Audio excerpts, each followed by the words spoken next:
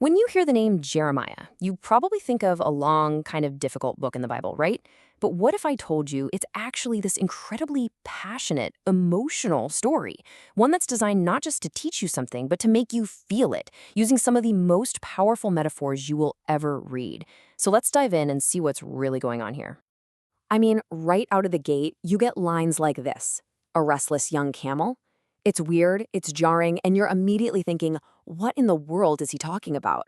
It's the kind of imagery that just grabs you and makes you pay attention. So, why all this poetry? What's the deal? Well, that's the whole point. The prophet isn't just dropping off a legal document, he is desperately trying to make his audience feel the crushing weight of a relationship that's falling apart. In this explainer, we're going to crack the code on this language to uncover the powerful and, yeah, tragic love story at the very heart of this book. Okay, so to get what's happening in Jeremiah, you have to understand one huge idea, this central metaphor. The sacred agreement, or covenant, between God and Israel is framed as a marriage. It's a love story. In this story, God is the husband, and the whole nation of Israel is his bride. And, Jeremiah tells us that in the beginning, it was beautiful. He talks about this honeymoon period, way back when Israel was this totally devoted bride, faithfully following her new husband, God, right into the desert after he rescued them from slavery in Egypt. And this quote right here, this is the foundation for everything. This wasn't just some contract, it was a real relationship built on love and devotion and, importantly, exclusive loyalty. This tender memory is the before picture, and it's what makes the after so absolutely devastating. But of course, that's where the tragedy begins. That honeymoon period, it did not last. The main conflict, the problem that drives the entire book, is Israel's unbelievable unfaithfulness. And inside this marriage metaphor, worshiping other gods isn't just breaking a rule, it's spiritual adultery. And this is so important to get.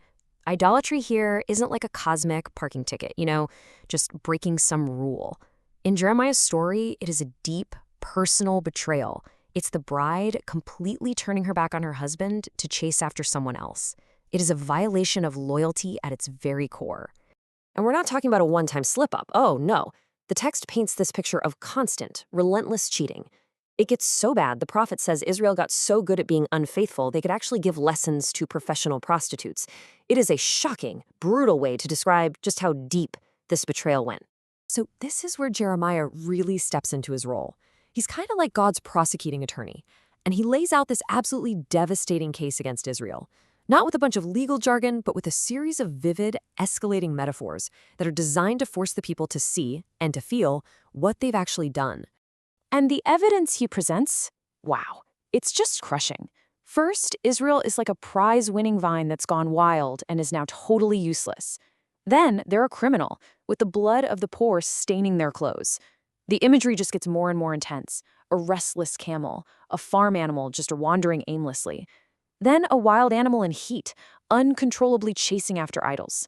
And finally, a thief, caught red-handed in the act. Each picture is meant to just strip away every excuse and expose the raw, ugly truth. So why all this intense, emotional language? What's the point?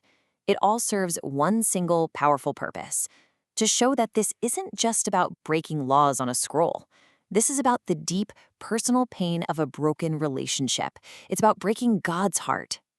And this is where you see the theological genius of this whole metaphor. It's working on 3 levels. First, it uses marriage, our most intimate bond, to try and express the depth of God's love.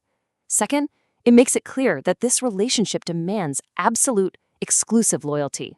And third, it reveals that sin isn't just a mistake. It's a betrayal that causes real grief, real pain to God. But here, the story shifts.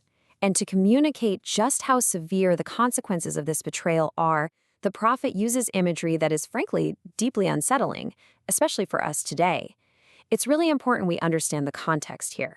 So, the prophet describes God acting like a betrayed husband from that ancient culture who would publicly shame and punish his unfaithful wife.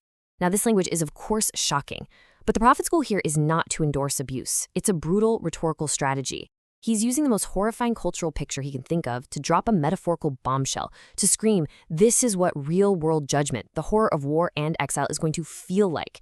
You have to turn back before it's too late. It's a desperate, shocking wake-up call. So, after all of that darkness, the betrayal, the indictment, the warning of judgment, you would think this marriage is just done, over for good. But the most surprising part of this whole story is that it doesn't actually end in a permanent divorce. The final act of Jeremiah's story isn't about punishment. It's about restoration. Despite the unbelievable depth of the betrayal and all the pain it caused, the story pivots to focus on the husband's unbreakable vow, his enduring commitment to his bride. This single line, this is the turning point of the entire narrative. After everything that has happened, God's true character is revealed, not as just an angry judge, but as a husband whose love is everlasting. It's this deep, abiding commitment that ultimately wins out over all the anger and the pain. And that really is the heart of it. While the story is full of the agony of a broken marriage, its ultimate point is about how that marriage is going to be healed. Even though there was a certificate of divorce, God's plan, all along, is to take his people back, to renew the vows, and restore the relationship that started all the way back in the wilderness. So this ancient story leaves us with this huge, timeless question. Through its passionate and, sometimes painful metaphor, it makes us think about the very nature of love, betrayal, and commitment.